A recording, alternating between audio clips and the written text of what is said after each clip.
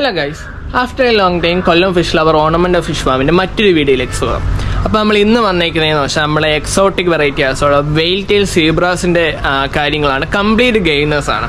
നമുക്ക് ഒരു ഫിഷിനെ ഹോബിക്ക് വളർത്തുന്നവർക്കായാലും ബ്രീഡിംഗ് പർപ്പസിന് സെയിൽ പർപ്പസായിട്ട് വളർത്തുന്നവർക്കായാലും ബ്രീഡർമാർക്കായാലും ആർക്ക് വേണമെങ്കിലും യൂസ് ചെയ്യാൻ കുറച്ച് കളക്ഷൻസ് നമ്മുടെ കയ്യിലുണ്ട്. അപ്പോൾ അതിൻ്റെ കംപ്ലീറ്റ് ഗെയിനേഴ്സാണ്. ഈ വെയിൽ ടെയിൽ സീബ്രാസിനെ എങ്ങനെയാണ് ബ്രീഡിങ് ചെയ്യുന്നത്, അവർ കുട്ടിയൊക്കെ എന്താണ് ഫീഡ് കൊടുക്കേണ്ടത്, ബ്രീഡിങ്ങിന് വേണ്ടി കണ്ടീഷൻ ചെയ്യാൻ വേണ്ടി എന്തൊക്കെ ഫീഡ് ചെയ്യാം, അല്ലെങ്കിൽ ഇവരുടെ കളർ എങ്ങനെയാണ് എൻഹാൻസ് ചെയ്തിരിക്കുന്നത്, നമുക്ക് നാച്ചുറൽ ആയിട്ടുള്ള പോണ്ടി സെറ്റ് ചെയ്യാൻ പറ്റുമോ, ചെറിയ ആമ്പൽ കുളത്തിലൊക്കെ സെറ്റ് ചെയ്യാൻ പറ്റുമോ, അങ്ങനെയുള്ള ഫുൾ കംപ്ലീറ്റ് ഗൈഡൻസാണ് നമ്മൾ ഈ വെയിൽ ടെയിൽ സീബ്രാസിനെ കുറിച്ച് പറയുന്നത്. വെയിൽ ടെയിൽ സീബ്രാസിനെ കുറിച്ച് എടുത്തു പറയേണ്ട കാര്യമില്ലല്ലോ. നമ്മൾ നോർമൽ നമ്മുടെ കമ്മ്യൂണിറ്റി ടാങ്കിലായാലും ഏറ്റവും മനോഹരമാക്കി നമുക്ക് ആ ടാങ്കിനെ ആക്കാൻ പറ്റുന്ന ഒരു ഫിഷാണ് നമ്മുടെ വെയിൽ ടെയിൽ സീബ്രാസ്. അപ്പോൾ നമുക്ക് അമ്മാരെ കുറിച്ച് നോക്കിയാലോ. ഇത് നമ്മുടെ വെയിൽ ടെയിൽ സീബ്രാസിൻ്റെ ഒരു നാച്ചുറൽ ആയിട്ടുള്ള പോണ്ടാണ് നമ്മൾ ചെയ്തേക്കുന്നത്. നമ്മൾ സിമെൻറ്റ് ടാങ്കിലാണ് സെറ്റ് ചെയ്തേക്കുന്നത്. ഇതിനകത്ത് നമ്മൾ വാട്ടർ ഫോക്സ് ടെയിൽ വെച്ചിട്ടുണ്ട്, വാട്ടർ പ്ലാന്റ്സ് ആയിട്ട്. അതുപോലെ തന്നെ നമ്മുടെ കബൂബ പോലുള്ള പ്ലാന്റ്സ് ആണ് ഇത് സെറ്റ് ചെയ്തേക്കുന്നത്. ഇത് നമ്മൾ കമ്മ്യൂണിറ്റി ആയിട്ട് കൂടെ ഇട്ടേക്കുന്നത് നമ്മുടെ മോളിയാണ്, നമ്മുടെ എലിഫൻ്റ് ഇയർ വരുന്ന ടൈപ്പ് മോളീസിനെയാണ് ഇതിനകത്ത് കമ്മ്യൂണിറ്റി ആയിട്ട് ഇട്ടേക്കുന്നത്. ഇതിൽ തന്നെ 2 ടൈപ്പ് വെയിൽ ടെയിൽ സീബ്രാസ് ആണ് കിടക്കുന്നത്. ഒന്ന് ലീഫ് ഗ്രീനും അതുപോലെ തന്നെ നമ്മുടെ ഫ്ലൂറസൻ്റ് ആയിട്ടുള്ള ഗ്രീനുമാണ് കിടക്കുന്നത്. ഇതെല്ലാം നല്ല കറക്റ്റ് ബ്രീഡിങ് സൈസാണ്, റെഡി ടു ബ്രീഡിങ് സൈസാണ് ഇതിനകത്ത് കിടക്കുന്നത്. അപ്പോൾ ഇവർക്ക് ഫീഡിങ് കൊടുക്കുന്ന ഒരു രീതിയാണ്. പക്ഷേ ഇപ്പം നമ്മൾ യൂസ് ചെയ്തേക്കുന്നത് ഗപ്പി ഡിലൈറ്റ് എന്ന് പറയുന്നത് ഫീഡാണ്.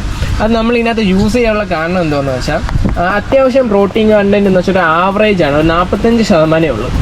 ഓവർ പ്രോട്ടീൻ കണ്ടൻറ്റ് ആയാലും ഓവർ കാൽഷ്യം കണ്ടൻറ്റ് ആയാലും കുറവായിട്ടുള്ള ഒരു ഫീഡാണിത്. അപ്പം നമുക്ക് ഇവരുടെ ഒരു നടുക്കൊരു ബെൻഡ് വരും. ഇവർക്കൊരു ഒരു ബോണേ ഉള്ളൂ.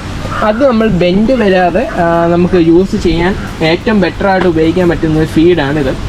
നമ്മുടെ ഗപ്പി ഡിലൈറ്റിൻ്റെ, നമ്മുടെ സിഗ്മ പ്രൈം ഫീഡ്സിൻ്റെ ഗപ്പി ഡിലൈറ്റ് എന്ന് പറയുന്നൊരു ഫീഡാണിത്.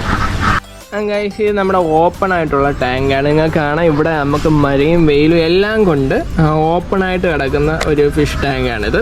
ഇവിടെ വേണമെങ്കിലും നമുക്ക് ഇവരെ സുഖമായിട്ട് വളർത്താൻ പറ്റും. നമ്മുടെ വെയിൽ ടെയിൽ സീബ്രാസിൻ്റെ കൂടെ ഇവിടെ നമ്മൾ പ്ലേറ്റീസിനെ കൂടെയാണ് ഇട്ടേക്കുന്നത്. പ്ലേറ്റീസിനെയാണ് നമ്മൾ ഇതിൻ്റെ കൂടെ ബ്രീഡിങ്ങിന് വേണ്ടി ഇട്ടേക്കുന്നത്. പ്ലേറ്റീസിൻ്റെ കുട്ടികളെ നമുക്ക് ഇന്നത്തെ ഫോക്സിൽ ഇട്ടേക്കുന്നതുകൊണ്ട് കുറച്ച് കുട്ടികളെയൊക്കെ നമുക്ക് കിട്ടാറുണ്ട്.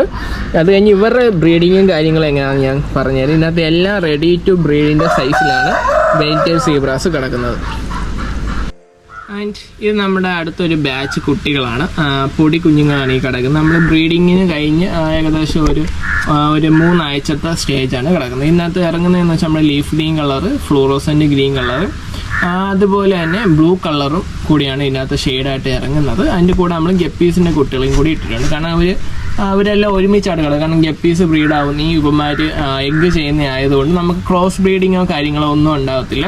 അതുകൊണ്ട് നമുക്ക് സുഖമായിട്ട് ഇതിനകത്ത് ബ്രീഡ് ചെയ്യാൻ പറ്റും. ഇനി ഇവന്മാരുടെ ബ്രീഡിങ് എങ്ങനെയാണെന്ന് പറഞ്ഞുതരാം.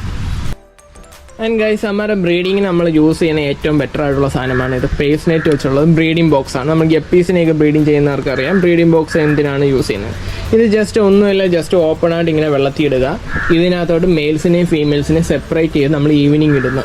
ഈവനിങ് ഇട്ട് കഴിഞ്ഞിട്ട് ജസ്റ്റ് മോർണിംഗ് ഒരു 10 മണി 12 മണി ആകുമ്പോഴത്തേക്ക് അവർ നോർമലി ഇതിനകത്ത് ബ്രീഡായി കഴിയും. ബ്രീഡായി കഴിയുമ്പോൾ ഇതിനകത്തോട്ട് എഗ്ഗ് എല്ലാം കൂടി ഇറങ്ങിപ്പോകാനാണ് നമ്മൾ ഈ ടൈപ്പുള്ള നെറ്റ് യൂസ് ചെയ്യുന്നത്. അപ്പോൾ ആ ബ്രീഡിങ്ങിന് യൂസ് ചെയ്യുന്ന സമയത്ത് നമ്മൾ ഇവർക്ക് ഫീഡോ കാര്യങ്ങളോ ഒന്നും തന്നെ കൊടുക്കത്തില്ല. ഒരു ദിവസം കറക്റ്റ് ഒരു ദിവസം കഴിയുമ്പോൾ നമ്മൾ അതിനകത്തുനിന്ന് പേരൻറ്റ് സ്റ്റോക്കുകൾ എടുത്ത് മാറ്റും. എന്നിട്ട് ആ വല അതേപോലെ ഇട്ടേയും കാണും. അതിനകത്ത് ചിലപ്പോൾ ഇവരുടെ എഗ്ഗൊക്കെ ഒട്ടിയിരിക്കാനുള്ള ചാൻസ് ഉണ്ട്. അപ്പോൾ അത് കഴിഞ്ഞിട്ട് ജസ്റ്റ് ഒരു 2-3 ദിവസം കഴിയുമ്പോൾ ഇവരുടെ എഗ്ഗ് ഹാച്ച് ചെയ്ത് തുടങ്ങും.